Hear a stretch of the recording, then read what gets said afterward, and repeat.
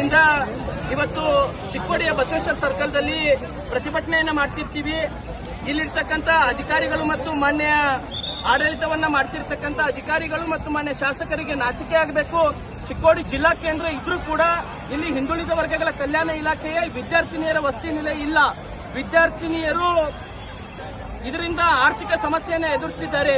ಸುಮಾರು ಅಖಿಲ ಭಾರತೀಯ ವಿದ್ಯಾರ್ಥಿ ಪರಿಷತ್ ವತಿಯಿಂದ 8 ಬಾರಿ ಹೋರಾಟವನ್ನ ಇದೇ ರೀತಿಯಾಗಿ ಮಾಡಿದ್ದೀವಿ. ಆದ್ರೂ ಕೂಡ ಯಾರು ಅಧಿಕಾರಿಗಳು ಇದರ ಬಗ್ಗೆ ಗಮನವನ್ನ ಹರಿಸ್ತಾ ಇಲ್ಲ.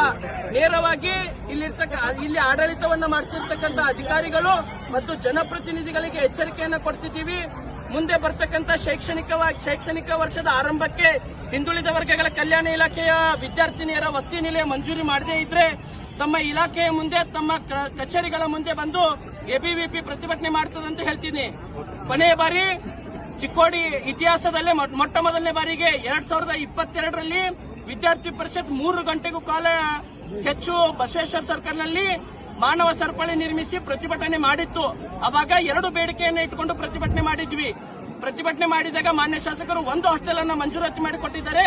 ಅವಾಗಲೇ ಹೇಳಿದ್ವಿ ಅವರಿಗೆ ವಿದ್ಯಾರ್ಥಿನಿಯರದು ಹಾಸ್ಟೆಲ್ ಬೇಕು ಅಂತ ಮನವಿ ಮಾಡಿದ್ವಿ. ಅದಕ್ಕೂ ಅವರು ಸ್ಪಂದನೆ ಮಾಡಿಲ್ಲ. ಇನ್ನೂ ಮಾಡದೇ ಇದ್ರೆ ಮುಂದಿನ ಶೈಕ್ಷಣಿಕ ವರ್ಷದ ಆರಂಭದಲ್ಲಿ ನಾವು ಉಗ್ರ ಹೋರಾಟವನ್ನ ಮಾಡ್ತೇವೆ ಅಂತ ತಿಳಿಸ್ತೀವಿ. ಪ್ರಸಾದ್ ನಿಮ್ನಾಳ್, ವಿಭಾಗ ಸಂಚಾಲಕ, ಬೆಳಗಾವಿ. ನಮಸ್ತೆ.